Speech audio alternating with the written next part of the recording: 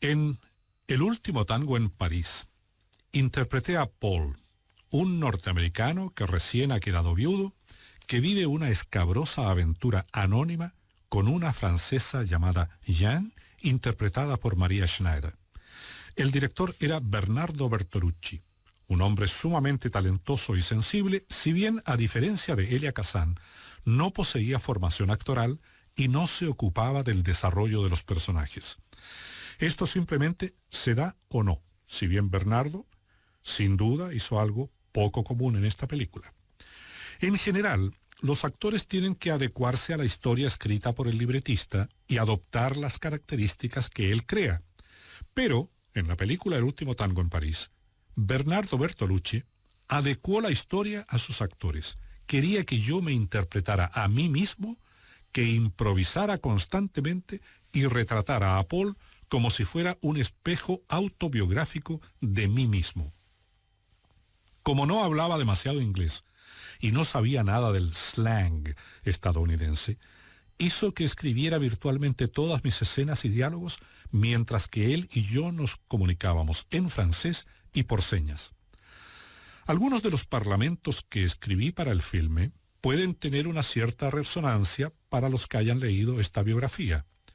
No logro recordar cosas buenas de mi infancia. Mi padre era borracho, matón de bar. Mi madre también era borracha. Solía ordenar una vaca por las mañanas y todas las noches, y me gustaba, pero recuerdo el día en que estaba vestido para llevar a una chica a un partido de básquetbol y mi padre me dijo, tienes que ordeñar la vaca, y no tuve tiempo de cambiarme los zapatos. Y así. Hice el diálogo a partir de mis recuerdos de hechos aislados.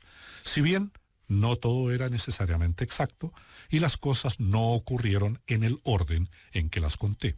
Por ejemplo, mi padre nunca me ordenó que ordeñara una vaca antes de una cita, pero, como lo mencioné antes, llevaba a las chicas a los partidos mortificado ante la posibilidad de que pudieran oler bosta de vaca mis zapatos.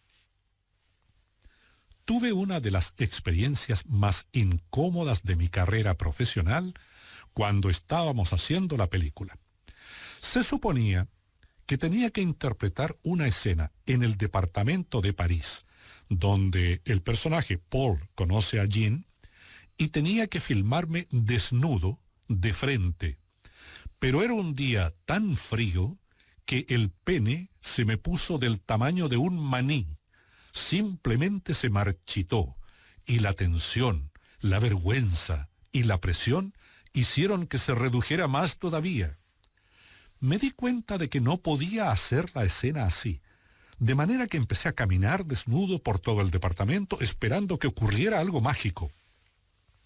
Siempre he tenido una fuerte creencia en el poder de la mente sobre la materia, de manera que me concentré en mis partes privadas, intentando que a fuerza de voluntad mi pene y mis testículos aumentaran de tamaño. Inclusive les hablé, pero la mente me falló. Me sentía humillado, pero no estaba dispuesto a rendirme todavía. Le pedí a Bernardo que fuera paciente. Le dije al equipo técnico que no abandonara. Pero después de una hora, por sus rostros pude darme cuenta de que ellos me habían abandonado. Sencillamente no pude interpretar la escena así, de manera que se cortó. Esa escena era una de las muchas en las cuales Bertolucci quería que hiciéramos el amor con Maria Schneider, para darle más autenticidad al filme. Pero eso habría cambiado completamente la película y convertido a nuestros órganos sexuales en el centro de la historia, de manera que me negué. María y yo simulamos muchas cosas, incluida una escena de sodomía en la que usé mantequilla, pero todo era sexo falso. El último tango en París recibió muchas alabanzas, aunque siempre pensé que eran excesivas. Por ejemplo, una crítica la alabó muchísimo, pero creo que su comentario revelaba más sobre ella que sobre la película. Es la mejor crítica de cine que conozco, pero creo que se sintió atrapada de manera demasiado subjetiva en la historia y la criticó a partir de su propio y exclusivo conjunto de valores y tendencias. Su comentario era una sucesión de alabanzas, pero no creo que la película fuera tan buena como ella afirmaba. La verdad es que hasta el día de hoy no sé de qué se trataba El último tango en París. Mientras la filmábamos, no creo que tampoco Bertolucci lo supiera.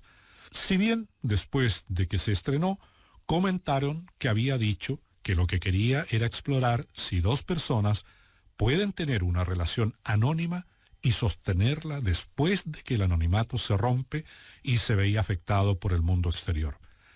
Pero no decía eso cuando estábamos haciendo el filme. Era sobre muchas cosas, supongo, y quizá algún día sepa sobre cuáles. El último tango en París me exigió una lucha emocional a brazo partido conmigo mismo, y cuando terminó, decidí que nunca más iba a volver a destruirme emocionalmente para hacer un filme. Sentía que me había violentado en mi yo más profundo y no quería sufrir así nunca más. Como lo señalé antes, cuando he interpretado papeles que me exigían sufrir, tenía que experimentar el sufrimiento, no aparentarlo. Tienes que encontrar algo en ti mismo que te haga sentir dolor y tienes que mantenerse en ese estado de ánimo todo el día, ahorrando lo mejor para el primer plano y sin soltarlo en el plano general, el plano americano o siquiera en el plano por encima del hombro.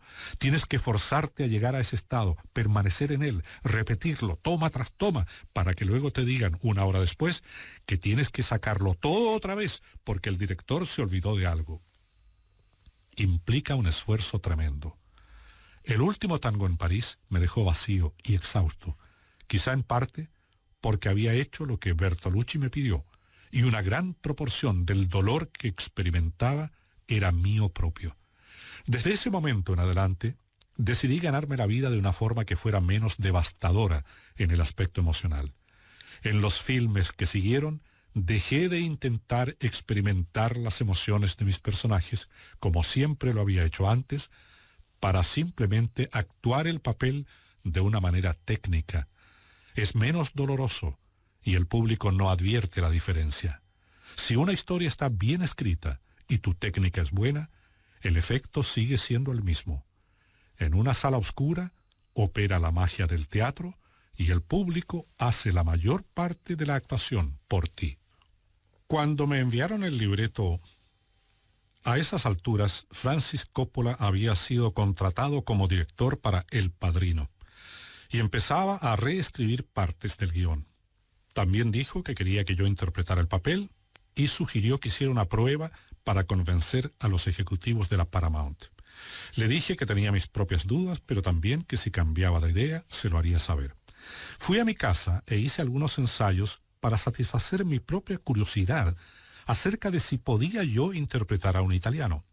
Me puse algo de maquillaje, me rellené las mejillas con Kleenex y elaboré una caracterización primero delante del espejo y luego en un monitor de televisión. Después de trabajar en eso, decidí que podía hacer una caracterización que sostuviera la historia.